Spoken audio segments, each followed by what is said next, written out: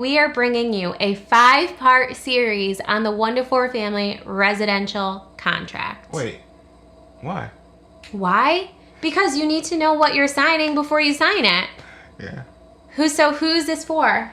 Buyers, sellers looking to have a transaction in the Dallas market, but what will they get from all of this? You are going to gain the confidence you need to go under contract on whatever property you choose. To be the best, you have to hustle.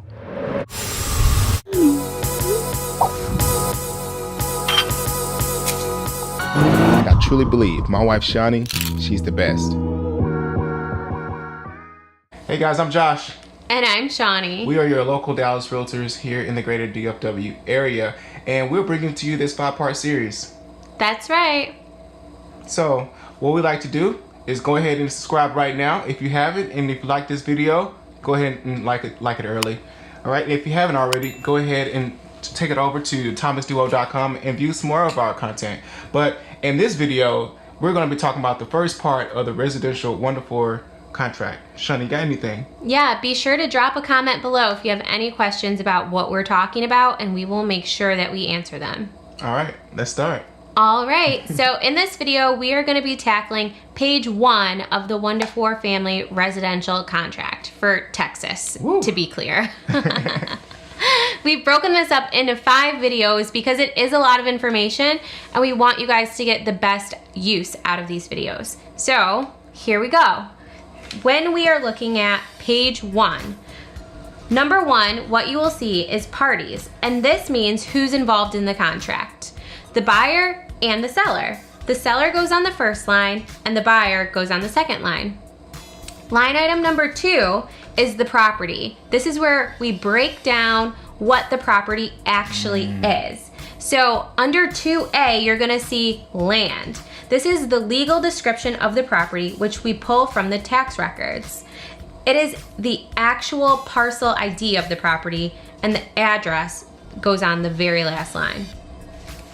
B is going to be the improvements, which is the house, garage, and all fixtures that are permanently attached to it, like fans, carpets, mirrors, all of those kind of things, the AC unit, anything that is actually attached to the property. Accessories is going to be number C, and that's anything that goes with the property but isn't necessarily attached to it. So think pool equipment. If there's a pool in the yard, the seller is obligated to leave behind all pool equipment that goes with the pool because the pool can't function properly without it. This would also be things like garage remotes, window AC units, and screens and things like that.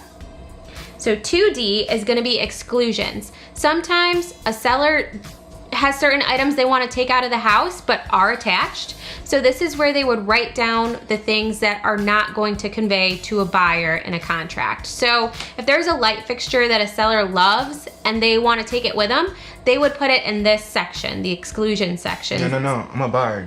I'm going to take it. Not if it's in the exclusions. Darn it. Yes. And then 2E is going to be reservations. So here in Texas, a lot of times a seller will sell a property, but they'll want to keep oil and mineral rights to the property in case they ever become valuable. So this is the space where you're going to put any reservations, mineral rights, or oil rights that are going to transfer or not transfer and stay with the seller. That's where this is going to go. All right, so let's go ahead and slide down to the sales price, which is 3, right? 3A. Let's pay particular attention to this. This is the cash portion of the sales price, where you put your money down essentially. And then we slide down to 3B, financing, where you put your financed amount down, like it's recorded right there. And then C is basically where you do a total calculation. You add A, B, and that totals out to C. And this should equal the amount of the purchase price.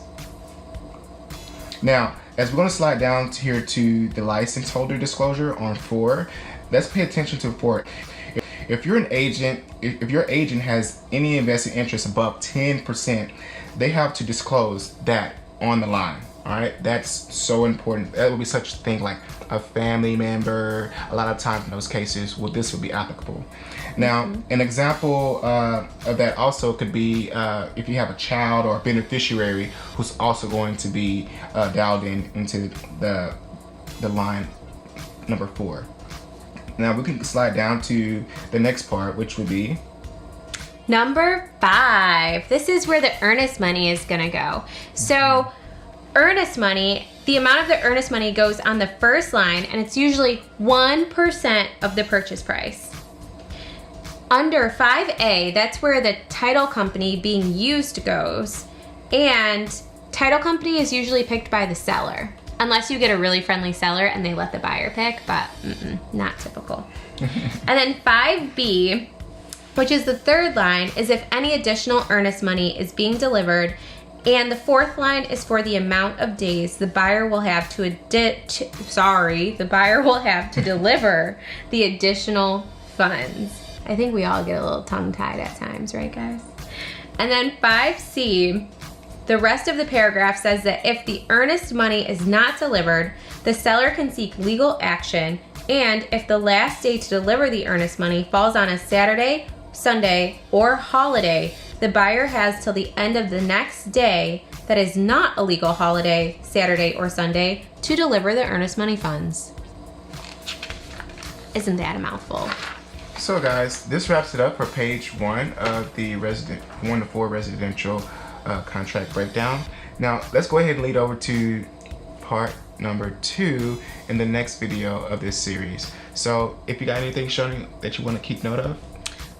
The important thing about this page is to understand that the parties go on this page, the sales price goes on this page, the amount of earnest money goes on this page along with the title company. I think those are the 3 major takeaways to understand about page 1. All right. Thanks guys for tuning in, and go ahead and subscribe right now and like this video, and go ahead and go over to thetimelessduo.com where you can find more content like this. But we'll see you in the next one. And drop a comment below.